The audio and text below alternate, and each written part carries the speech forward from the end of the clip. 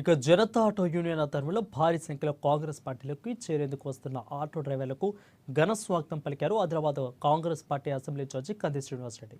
ఈ సందర్భంగా diet college మైదానం నుండి పెద్ద సంఖ్యలో ఆటోలతో ప్రజాసేవ భవన్ వరకు కూడా ర్యాలీ నిర్వహించారు. కాకి చొక్కా ధరించి కంది శ్రీనివాసరెడ్డి డైట్ గ్రౌండ్ నుండి కలెక్టర్ చౌక్ ఆటోలో నడిపారు.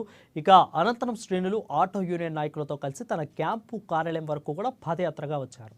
కాంగ్రెస్ పార్టీలోకి వస్తున్న అందరినీ కూడా స్వాగతం పలికారు కంది Srinivasa Reddy.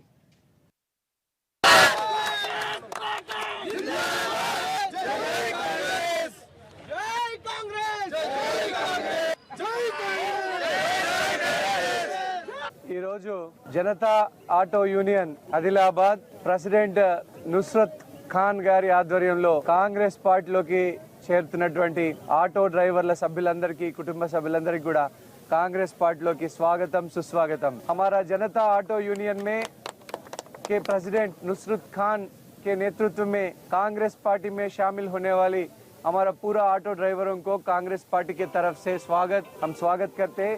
Welcome to Congress party.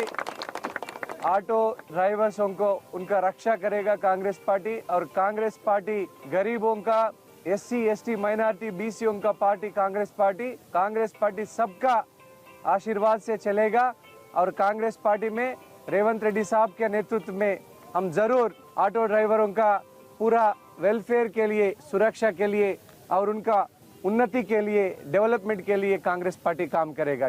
ఈ రోజు కాంగ్రెస్ పార్టీలోకి చేరుతున్నటువంటి జనతా ఆటో యూనియన్ నుస్రత్ ఖాన్ గారి ఆధ్వర్యంలో చేరుతున్న ఆటో డ్రైవర్లందరి ఉన్నతి కోసం, అభ్యున్నతి కోసం కాంగ్రెస్ పార్టీ నిరంతరం కృషి చేస్తూ ఉంటుంది.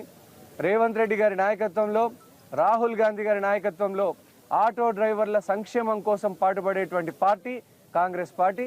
కాంగ్రెస్ పార్టీతో మాత్రమే SC ST BC మైనారిటీల యొక్క అభ్యున్నతి, అభివృద్ధి జరుగుతుందని గాఢంగా నమ్మేటువంటి వ్యక్తులలో నేను కొన్ని. ఖచ్చితంగా కాంగ్రెస్ పార్టీ మీ అందరికీ అండగా ఉంటుంది. మీకు ఏ సమస్య వచ్చినా కూడా కాంగ్రెస్